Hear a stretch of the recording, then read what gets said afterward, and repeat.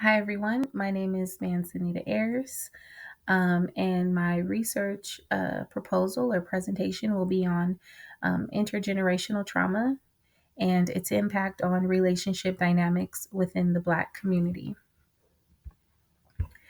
Alrighty, so to get started, my focus is on investigating how inherited trauma shapes emotional and relationship patterns in Black couples.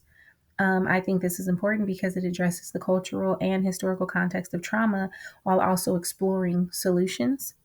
And my goal would be to, or the goal that I see with this is to provide actionable insights for targeted coaching interventions and support systems. So, the research question that I've been pondering is, how does intergenerational trauma influence the relationship dynamics of Black couples? And to what extent can targeted interventions mitigate its effects on emotional distress, mistrust, and communication barriers? My hypothesis is that intergenerational trauma experienced by Black Americans has negatively impacted the relationship dynamics of Black couples by perpetuating cycles of emotional distress, mistrust, and communication barriers, which can be moderated, I believe, through targeted interventions. To support my hypothesis, I looked to a couple of sources. The two that I'll talk about here include Dr. Joy DeGroy. She wrote a book entitled Post Traumatic Slave Syndrome, also known as PTSS: America's Legacy of Enduring Injury and Healing. PTSS, if you have never heard of it, is the trauma of slavery and its continued effects on African Americans across generations. Um, the reason I chose this particular piece of literature is because Dr. DeGroy deals with unresolved trauma from slavery. She talks about how it's compounded in systemic racism. It manifests in maladaptive behaviors such as internalized racism, low self esteem, and destructive relationships. Um, this created an interesting perspective as I'm trying to look back and see how do the things that we have learned as a community, now I'm talking about Black Americans, how do the things that we have endured as a community, how does that then show up in our relationships? Does it play a role? Does that trauma, that is sort of invisible trauma, if you will, that invisible baggage, does it truly have a negative impact? Is it something we carry? So because she deals with this and she talks about it in different aspects, I found her resource to be not only helpful but very well rounded, because she deals with us as a community as a whole. Another piece of literature that I found that supported my hypothesis, or at least not just supported it, but gave insight, provided some answers, would be African American Marriage in the 20th Century. And that was written by Elaine Penderhughes. In this, Penderhughes traces the history of African American marriage from the legacy of slavery to present day, which I found helpful because I'm trying to connect the two to see if what we went through affects us now currently. It highlights these experiences and how they have shaped the relational dynamics within the Black community. She also deals with intergenerational trauma and its negative impacts. So, again, this supported what I was trying to study and what I wanted to learn more about as it relates to intergenerational trauma and the effects it has currently on relationships of Black couples. So, with this, one of the interventions that I thought of, because I figured if I was going to mention coaching interventions, then I wanted to at least present a few examples of something that I think would be beneficial. So, an approach that I feel like could be helpful would be targeted coaching interventions that are designed to address the unique challenges and experiences of Black couples, meaning it would have to be culturally relevant to the people. Um, from personal experience and experiences of people that I know, sometimes it can feel like your voice, the Black voice, is invisible in certain aspects, meaning I have not run into a lot of interventions that take into account, um how can I say this, that we as Black people are still dealing with the residual effects of slavery and racism while still forging ahead.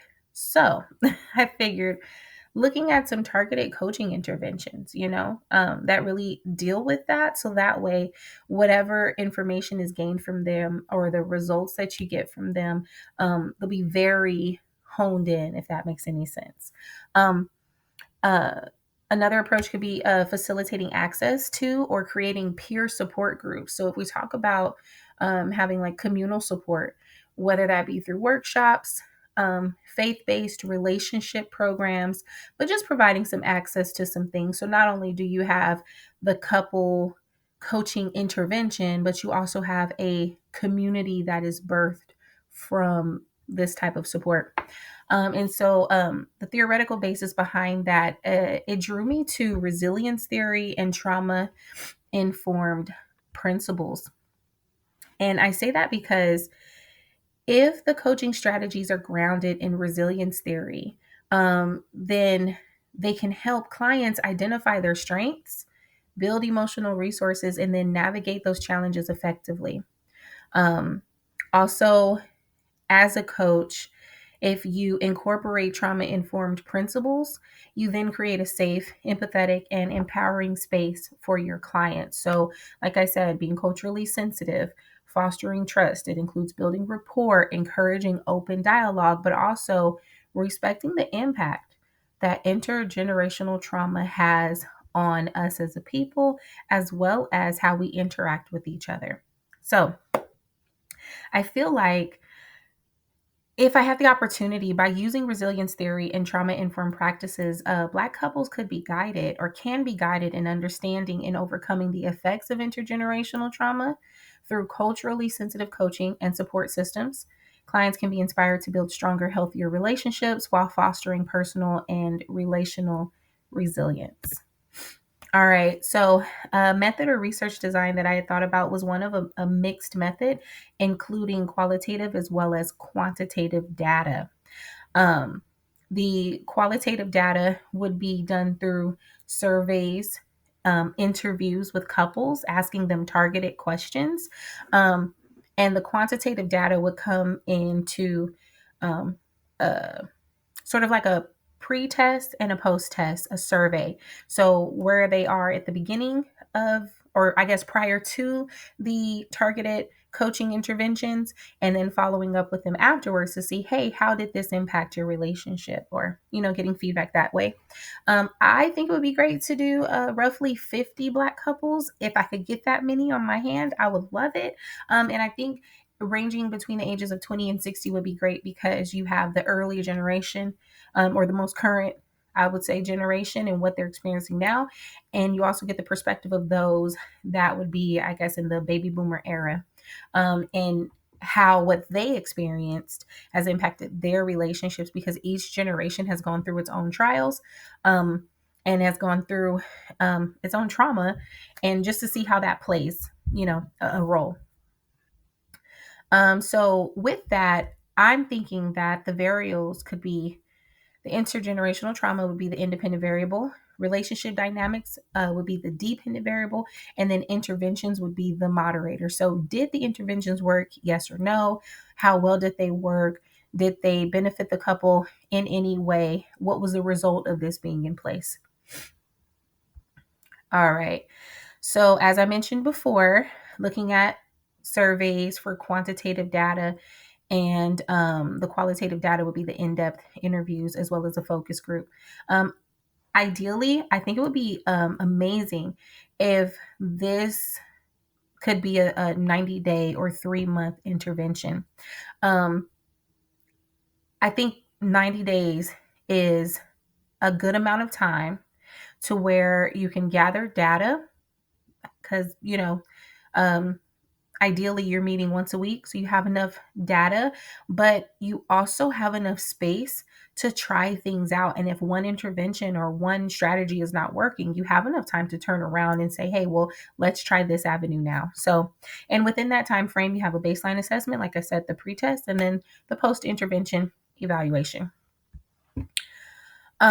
So these would be the results I would ideally like to see.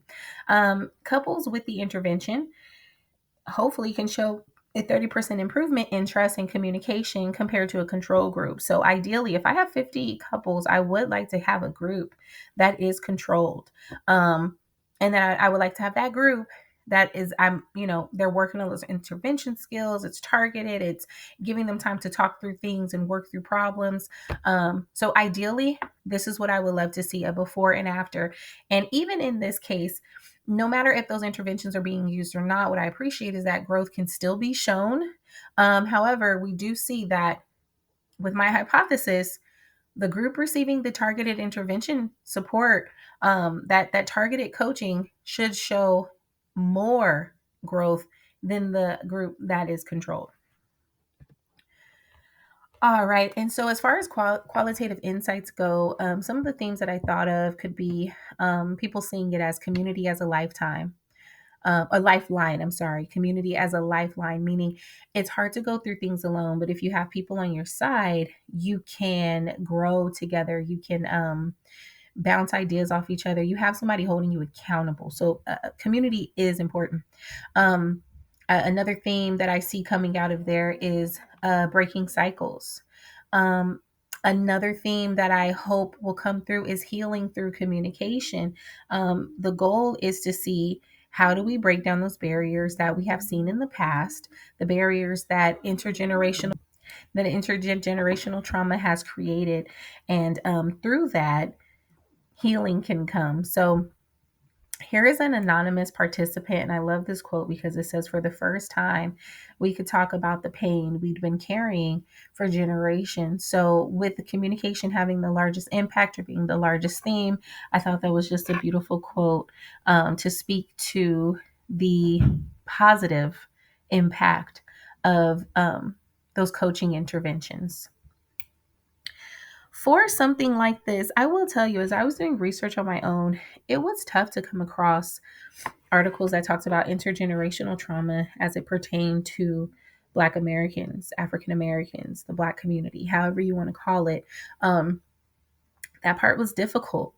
So overall, I feel like this area needs to be explored. I feel like this area needs to be researched. But as it pertains to this particular hypothesis in question, future research could include exploring long term impacts of trauma informed interventions on younger generations.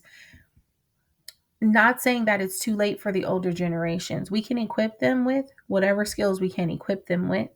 Um, However, I feel like the most growth you will see is when you start them out young and you start showing them cycles and how to break those things, communication, how to effectively communicate, how to handle conflict, how to I guess dispel those myths that we grew up with, and really look at them and see them for what they are.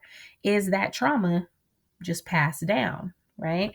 Um, I also think that future research should include um, uh, that it should investigate the role of faith based and cultural organizations in healing trauma. Um, does it even play a role? Does faith need to be involved? Do certain cultural organizations need to have a hand in it? That again speaks to community and what we are providing our people with. And then also, I think it's important to expand um, the Black experience, the Black voice, looking at it from across socioeconomic statuses and geographic areas. Like, does it speak the same to someone born in the South as it is for someone born on the East Coast or the West Coast? Do they have the same trauma? Do they have the same experience? Is it as, how does it relate? So, in closing, the key takeaway is that interventions effectively reduce emotional distress. That is a proven fact. And they enhance relational patterns by addressing trauma's root causes. No matter the issue, interventions reduce emotional distress. And I see them doing the same thing as it comes to, or as it pertains to intergenerational trauma. Um, Intergenerational trauma profoundly affects Black couples' relationships. This is what I believe. But I do believe that through targeted interventions, um, there is opportunity for healing. There's opportunity for growth and to move past. So, as a community, I think it's vital that we invest in culturally responsive therapy and coaching practices, community based support systems, so that we can foster resilience and relational health. All right, that is all I have. I thank you for your time. Have a wonderful evening.